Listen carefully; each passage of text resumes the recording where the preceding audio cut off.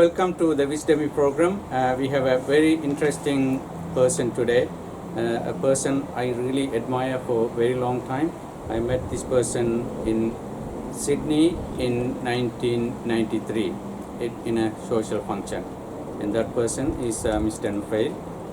Welcome to the program. Thank you very much, Rahman. Great pleasure to be here.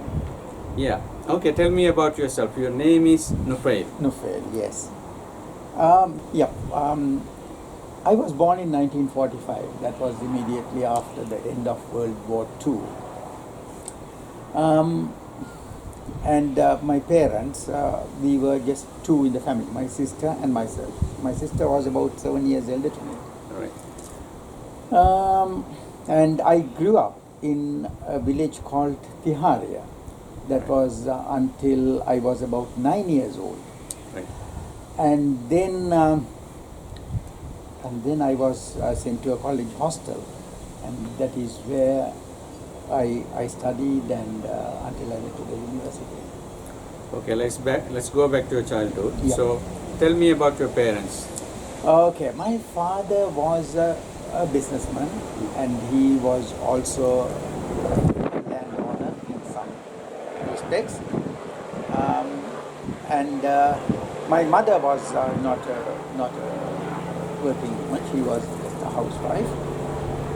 And we were not very rich, neither were we very poor. We were sort of a middle class family in that area during that period of time. But my father died when I was young, when I was about 12 years. And still my mother continued to support me with my education and all that. And my sister, I only have one sister, and she was about 7 years elder to me. And she got married, and she had kids too. So so it was just my mother bringing me up when I was young. Right. Okay, so when you grew up in Tiharia, what was it like? It was like any rural villages in the 50s, right? Because I grew up there in the 50s, and some parts are in the 60s. It was a rural village. You don't find, there was no communication whatsoever with outside world. There was, I don't think any other houses had telephone. We never had electricity. We never had running water. It was, water is from well, and there is a river there, which we used to go for a bath. That is something that I enjoyed all the time. Even when I was in college hostel, whenever I go for the weekend or for vacation, I used to go to the river for a bath, and that's what we were. And most of the time, even buses were going along Kandy Road, and we were about a mile away from the main road, and we had to get down and walk home. There was no other transport. There was no way of getting home other than walking. So life was still, no one complained. It was good. Right. So in the 1950s, so you studied in Colombo? I studied in Colombo. So what was life like in Colombo? I was in the college hostel. I was in the college hostel, and students came from all over the country. Like mostly, the hostel was meant for outstation students. And the thing that I liked most was, when I went first, that was when I was about 9 years old, there we had 3 sections of hostel. One was for children who were under 12, under 11 life. And then we had a middle section, junior hostel. And then we had senior hostel. So actually I went through all 3 sections of the hostel. So at the beginning I was in the children's hostel, where we had a matron, an Australian woman. This Right. I'm talking in the 50s. Yes. And she, because see, I am a rural folk, right? At that time I didn't know how to use fork and spoons. But here, now there, I had to use fork and spoons. right? And then she was very methodical, and she instilled a lot of discipline in us, lots of discipline. So growing up under her was, I think, was a big asset for me. She taught us so much when we were young. She was like a mother, but at the same time a disciplinarian, doing all the right things beautifully. That was one Okay. thing. Yeah. So your studies was in English, Yeah. right? English medium. Yes. There was no other medias in at the school at the time. Okay. So what was it like in terms of food and the things like Oh, that? well, Yeah. well, because we were in the college hostel, Mhm. we were provided with really good balanced food. Right. The only thing is, we had dal curry for every meal. Lunch, dinner, no matter what, we had that. Sri Lankan way. We had that. And every meal, it was rice and curry, nothing but, except morning breakfast. Breakfast, of course, we got bread or roti or string hoppers, things like that. But otherwise, it was rice and curry for both meals, lunch and dinner. Always dal was there, never to miss that. And then we had either meat or fish, and then we had two vegetables. So which was, I think, fairly a decent meal at the time. And also we had early morning tea, afternoon tea. So though we complained, though we thought at that time the food is not so good, Yeah. but thinking back, that was the best that they could give for the money that we paid at the time. Right. Right.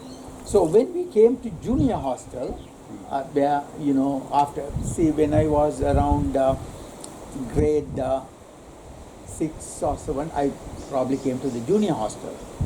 So when I came into the junior hostel, yes, you were allowed to go with a few others. You just can't go by your own. Right.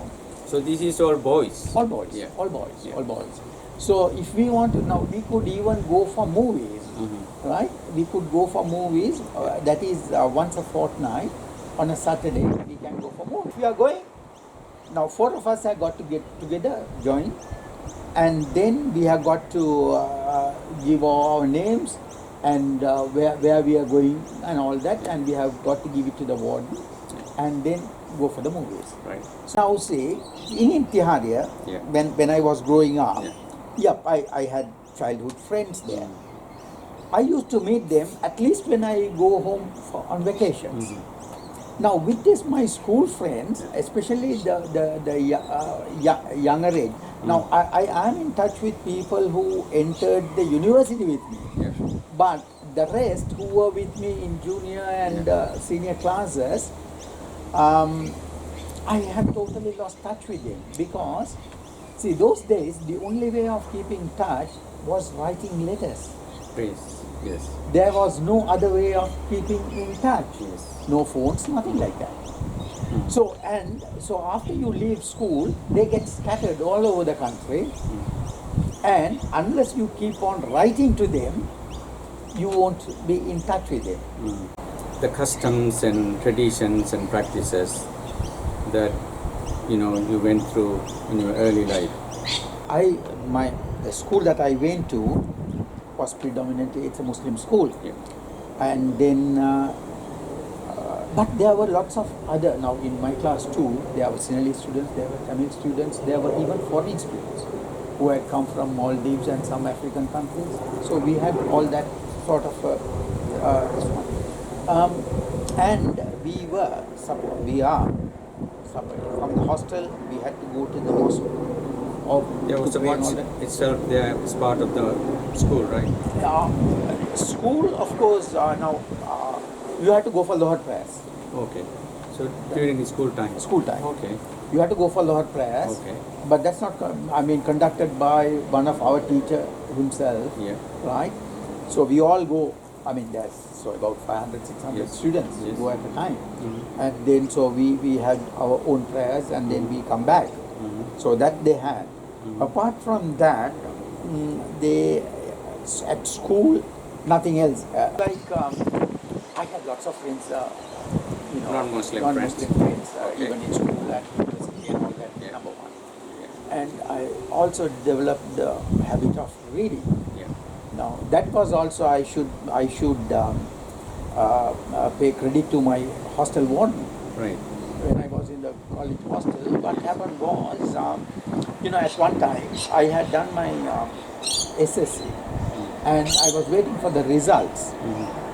Then my warden knew that I was just playing around and doing nothing. That's the time that he introduced me to read books. So he gave me books, to make me interest in reading. He gave me books like Edgar Wallace's, Mickey Spillane's, and Ian Fleming, the one who wrote about Dr. No. All that sort of books he gave me, and then I started reading, and from then on, I got into the habit of reading. So now, even if you see my library, you will see books on Hinduism, books on Buddhism, Right. all sorts of books, because I Right. enjoy reading them. Okay. Right. Okay. Now let's talk about the kind of a high school kind of level age. So how did you do? You were academically driven, or you were a sports person? What were you like? I was more a sports person. Right. I was mad in sports Right. at the time. So what was your favorite? I running was or no. I was a athletics? cricketer. I played college cricket, and I played university cricket for the university team. Yeah. And I was a badminton player. Yeah. And at one stage, I won the under-18 championship Right. at national level. Right. Cricket, I played a couple of first-class matches. Right. Those days, what we called, I played for a club called Saracens. So what were you? Were you a bowler or I a did bats- both. I Right. was an all-rounder. Fast bowler? No, I was a Okay. spinner. Spinner. Okay. I was a That's spinner. interesting. Yeah. Right. Okay, let's talk a bit about your university years. Mhm. So that's one of the really forming, influential period in anyone's life. When you are in university. Which university you went to? Academia. Okay. So what was that year? I entered in 65 Yeah. and passed out in 68. Right. Okay. So tell me a bit more about it. Which you were boarded there? Oh, of Which course, hall? yes. Do you remember? Marcus Fernando. Hilda? Marcus, for 1 year I was at Marcus Fernando, and another time I was at Vijayawardena. Okay. Vijayawardena Hall is now, I think, is a women's hall. Right. Yeah, and Okay. before it wasn't. It was from Right. And then what was like? It was ragging was there? A little bit, but Yeah. it was fun. Yeah. It was fun. Right. It was fun. Even I myself got dragged. Yeah. Yeah, actually, I'll tell you what happened. Yeah. When I went into Marcus Fernando Hall, I had a senior Yeah. who is also from Zairagal, right? Halvatura. He came and asked me, "Do you want to get ragged or not?" He just asked me. I said, "I don't mind getting ragged." That was my answer. He said, "Okay, then you get ragged, right?" So he said that, and then he handed me to a few guys, and it was fun. And later on, those guys became my top friends Right. at the university, because it was they asked you to do a few things here and there and all that, which was doesn't hurt you. Yeah. Yeah. It's just some fun. Doesn't embarrass you too much. No. It was just fun. And Yeah. then, they'll ask you to make a political get up onto a To a top or something. and look at the pillar and make a political speech. Okay. Right. So you have got to make a sort of a vibrant speech, things like that. Yeah. So, Yeah. and then the thing is, after being ragged, that ragging goes for about a week or 10 days the most. That's all, right? And immediately after that, they become your top friends. Yeah. You become close to them. Very close to them. After that, they are machans. Yeah. They are all machans. Yeah. And, Yeah. The other thing also I noticed, even when I was in the university, you don't sense the differences in ethnicity or religiosity or anything. Nothing at all. Nothing at all. Yeah. Now, So, Yeah, we had a room. Yeah. We say hall provided rooms with Yeah. beds and wardrobes and all, but so two in a room. When we Yeah. went, it was two in a room. Yeah. But in the 50s, it was one in a room. Right. And this room had a common balcony. Yeah. So we had, two rooms share one balcony. Right. So we have one balcony for two rooms. Yeah. So 4 people share a balcony. Yeah. So, So we coming and used to- having a cigarette or something all together. So, yeah. so what we used to have, a roommate. Yeah. So we call him Rahman, Yeah. right? And the balcony, whoever is next to the we call him Yeah. balcony mate or balconia. Yeah. So that is how the relationship was. Okay. Right. Yeah. Okay. So tell me a bit more about campus life. So. You know, a teacher of mine, Yeah. when I entered university, for the first time, Yes. a teacher of mine told me, Mm-hmm. when you go to the university, there are 3 things. One of the 3 things that you must do. Mm-hmm. He said that. I said, yes, sir, what is it? He said, first, number one, you must try and get girls. You must try and get a girl. 2, you will have to take part in sports. Yeah. 3, you have to get involved in politics. Okay. Right? Yeah. You have to do one of the 3. Yeah.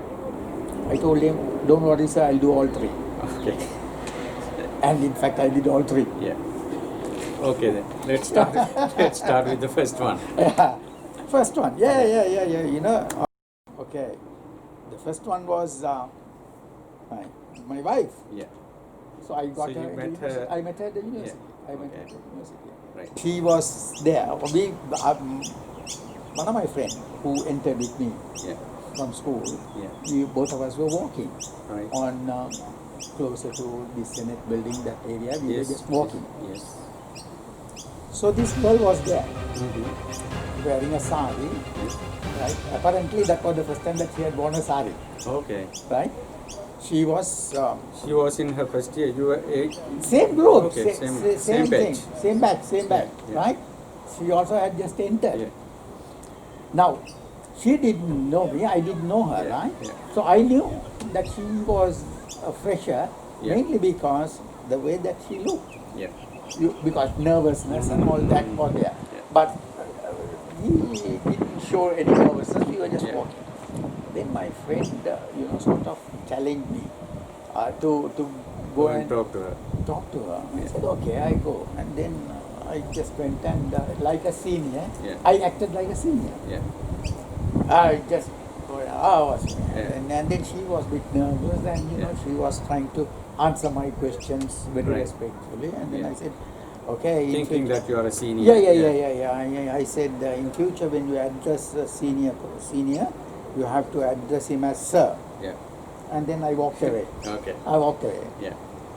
Couple of days later, I was being ragged and she saw that. Oh my goodness.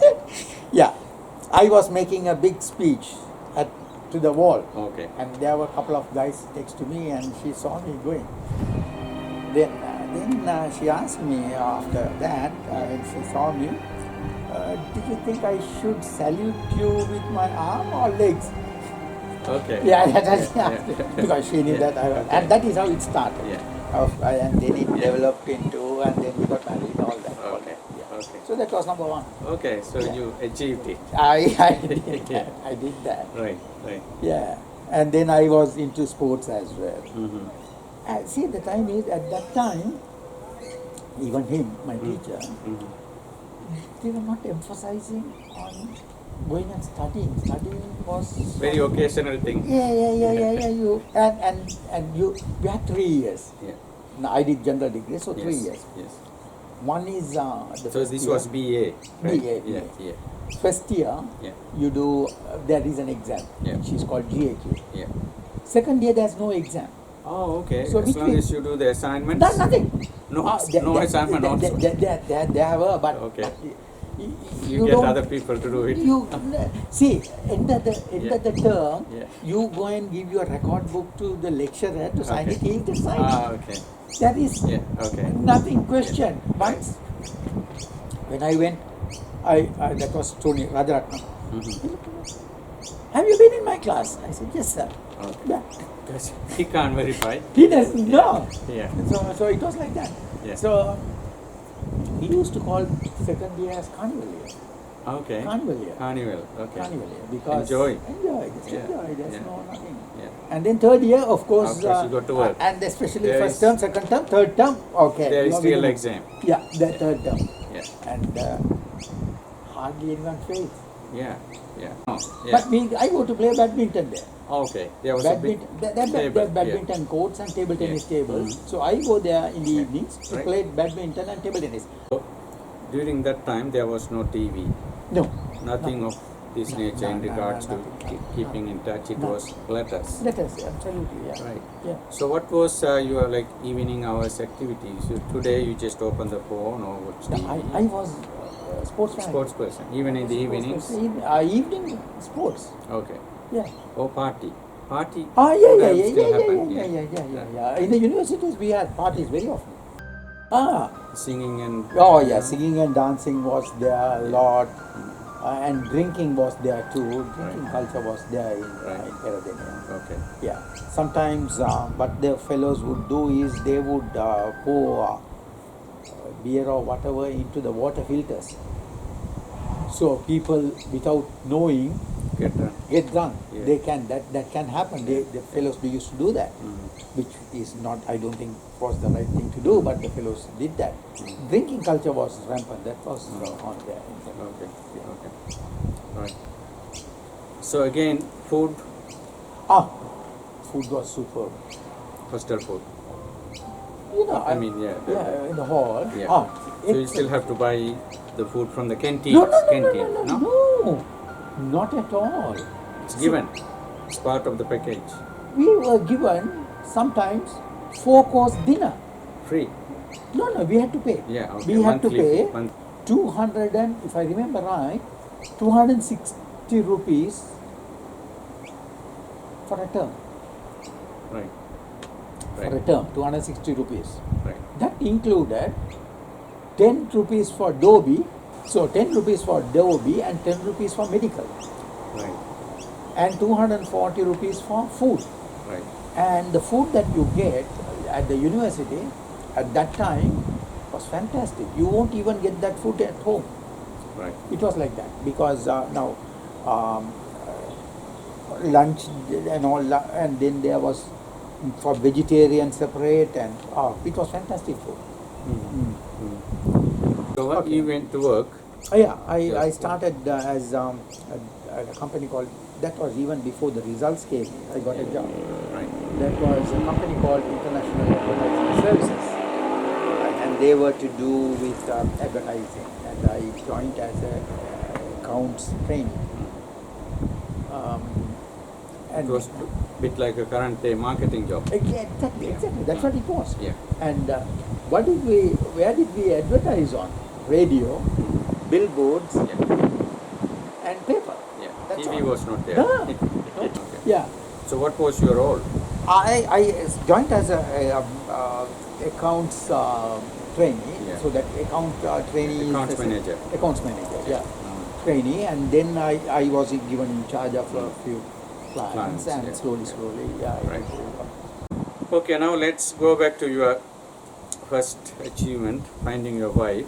Let's talk a bit about your wife. We know her as well.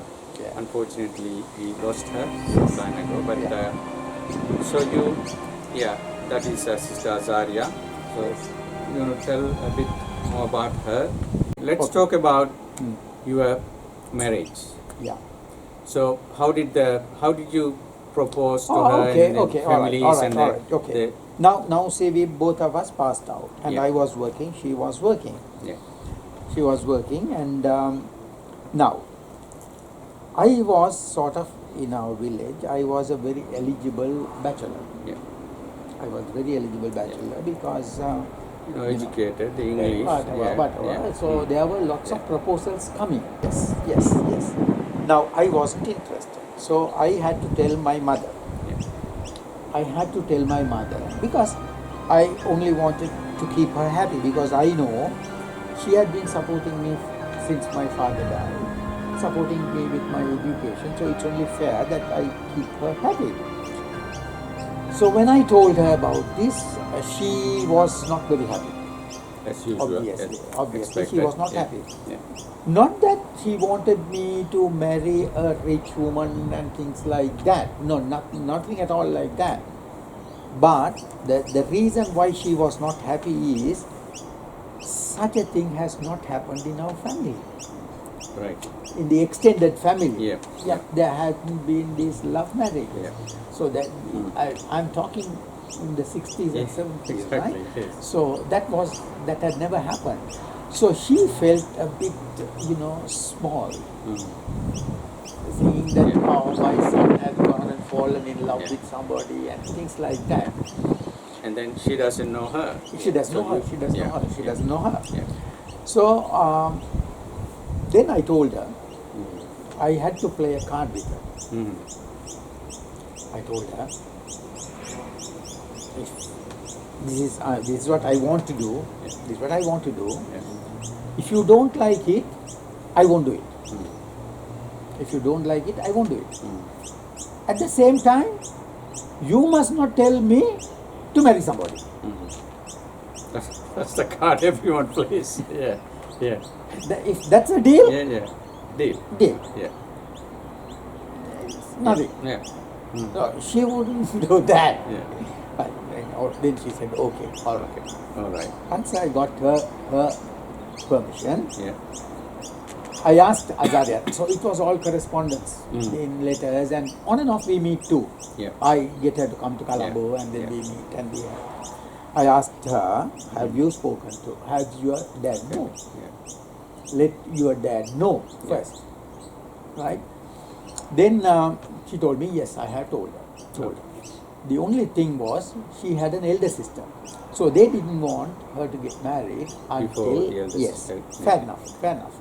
Okay, I said that's fine. Okay, and then now their family also know, my family also know, so there was no issues. Yeah. After a few months, I wrote a letter to my father-in-law. I wrote a letter. That's the way you communicate those days. There's no other way. Yes. I wrote a letter to him that I intend getting married, and I introduced myself as if he didn't know. It's an eligible bachelor. Introduced myself, and I said I wish to. He immediately responded. Yeah. Okay. I mean, agree. Happy. I said okay. And then after that, so they were also looking for a partner for her elder sister, and both of them got married on the same day. Oh, okay. Yeah. Same day marriage. Same day marriage. Okay. Her sister and So, what was the wedding function like? Was it in Colombo? No, in Gaul. Yeah. Wedding was in Gaul, and I had a homecoming in Kaleel. By then, I have moved to Kaleel. From Bihar, we have moved to Kaleel. I built a house in Kaleel, and we moved over there. Okay. So we had a homecoming function in Kaleel. Okay. So you grew up in Tiharia, but this was in Kaleel. Yeah. Because around it's all same vicinity. Vicinity. Because I built a house somewhere around 72. Okay. I built a house, and then I moved to Kaleel. Okay. And then what happened? Well, then we got married. Yeah. We got married. Yeah. And then we were very happy. We were living very happily. We had one child. Yeah. Tell us a bit more about that, if you don't mind.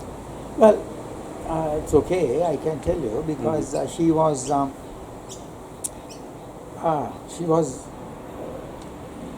studying at Muslim Age College, Colombo, and she was boarded there too. And she was about 9 years old, and for December vacation we had gone to. Now at that time Azaria was teaching in Ludgama. I was in Colombo, and Dilusha, my daughter, was also in Colombo. So we had gone to Kaleel for a vacation because though we had this house in Kaleel, we rarely lived there. Only during holidays or something like that we used to go and live. So while we were there, this girl, around 9 o'clock, Yeah, the previous day and all that, she was dancing, playing, because she had taken part in, there was something called Mahavali Natum. Some sort of dance. Dance, Yeah. a couple of weeks before that, and she had participated in that, and she was, it was in the evening she was doing that. The next morning, she had a little bit of temperature. We just gave her Panadol. Yeah. And after a while, after about 10, 11 o'clock, the temperature was rising. Then we were in Kaleel and we took her to a specialist there who was working in the hospital, a child specialist. I forgot his name. So when we went there, he said, no, immediately admit her. This was his lunchtime. Admit her, take her to the ward, and I'll be there shortly. So, and he also said, don't wait for any formalities. And she called the matron, told her to admit. So we admitted her. So this would have been about till 12:30. So, and the doctor also came straight away. And at that time, her pressure was going up. The pressure was going up.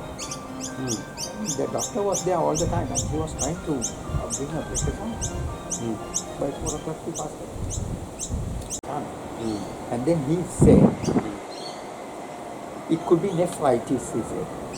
Nephritis is something to do with the kidney. So, according to him, she probably would have been born with a faulty kidney.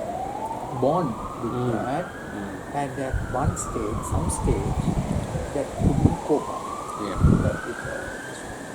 So this is what happened. So, That's what happened. Okay, very sorry to hear that, but well, that's life. That's life. Okay, let's move on. So Azaria was working as principal. Colombo Ladies College. Later on she moved to Colombo Ladies College. Yes. She was the principal of Colombo Ladies College. That was her last job before she came here. Correct. Right. And she couldn't go to school after because she couldn't face children. But she was sort of very down. Grieving. It was for her. It was a shock. It was a shock to the system, and because she was not sick or anything like that, and happening all of a sudden, normal child, and all that. Then somehow we worked out a scholarship for her to come here. Right. So because partly because of that situation as well. So when did your child pass away? 86. 86. Yeah. Then you arrived here in 88. 86. Okay. Ended up here. Yeah.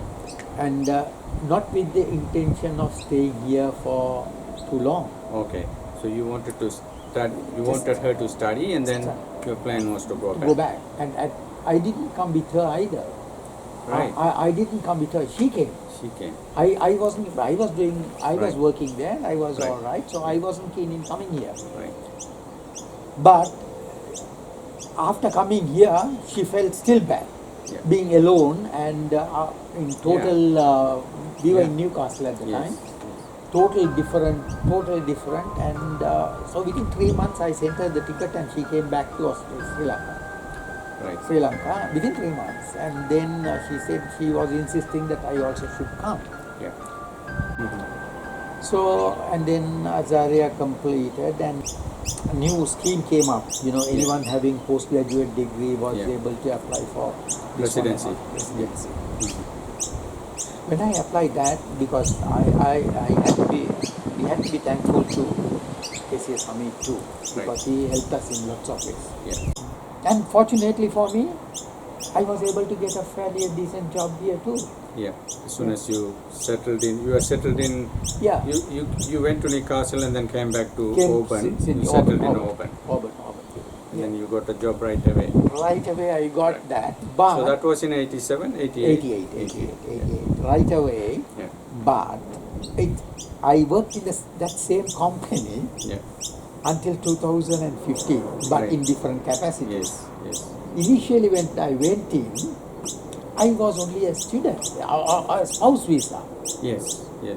right? Yeah. I didn't have, so I could work 40 hours or whatever the time, there was no limits.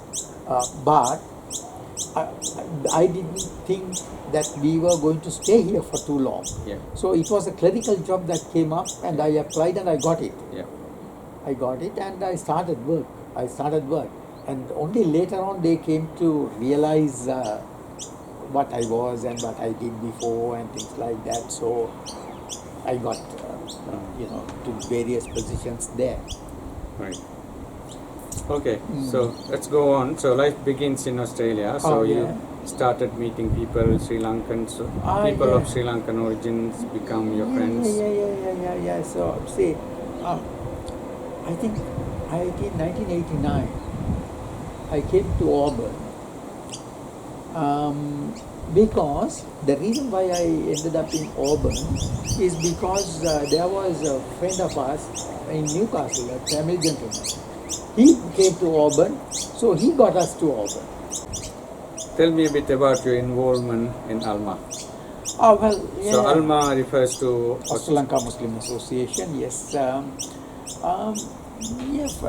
since I came, since I joined ALMA, I had been, in the committee. I had been working as secretary for a couple of years, and been in the committee, and then ended up as being a president for about 4 years.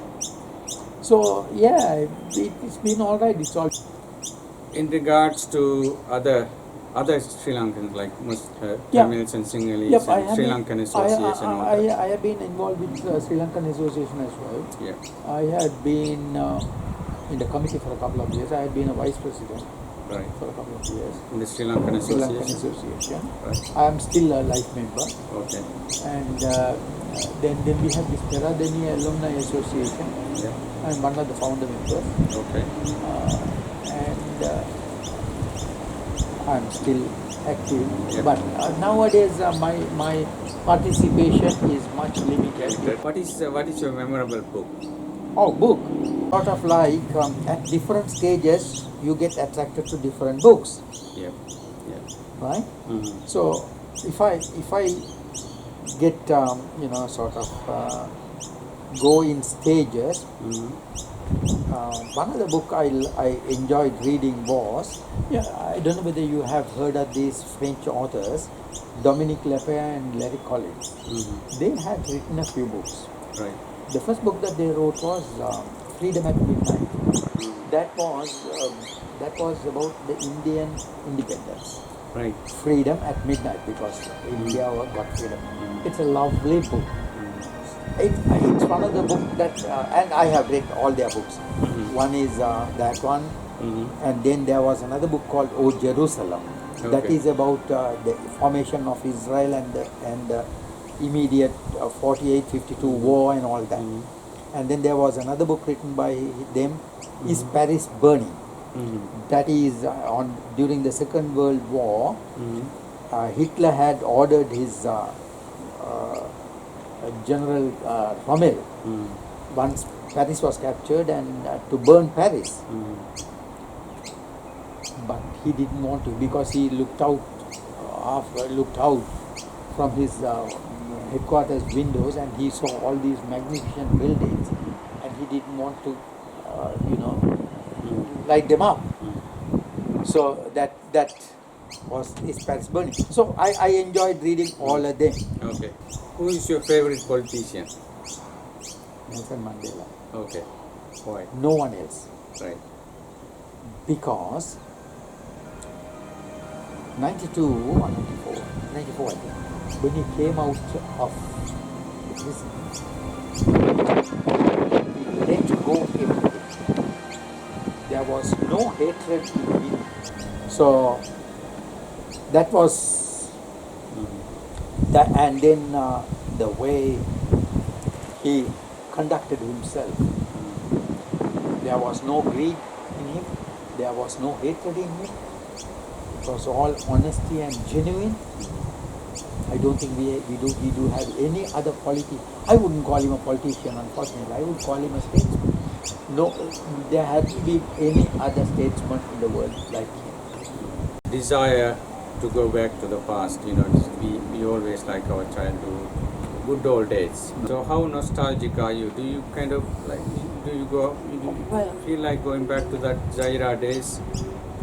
See, it's like this. I don't think everything was rosy during those days. We only remember the pleasantries. We hardly remember the difficulties that we went through during that period. Now, if anyone had to go back to the 60s, they wouldn't enjoy it. Mm. To anybody, Yeah. not necessarily younger generation, to Mm. anybody, wherever you live, be a good citizen of that country. Whichever the community that you are, just do your civil obligations. That is all that I could say. Wherever you are, be positive, Yeah. be happy. Right? Life is short. Just be happy. And most importantly, let go. Let go. Yeah. Go. That Don't is- hold on to anything that is unpleasant. Just let go. That is your message. That's not my message, that's the way I live. Right. Okay. Thank you so much. Thank Mr. you very Nufail, much. for talking to me. Thank you very Thank you. much. Thank It's you a very pleasure much. talking. Yes, thank you.